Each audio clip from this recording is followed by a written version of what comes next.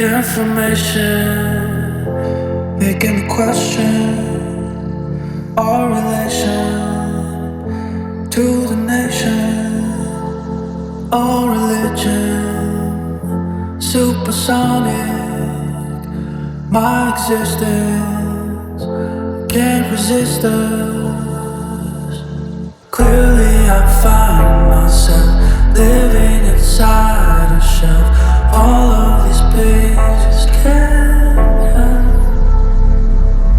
Got all my introspect mirrors, they don't reflect all of the things that we do.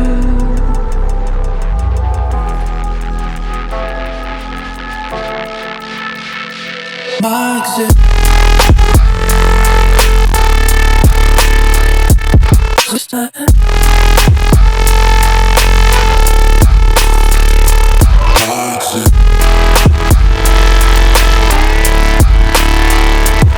What's that?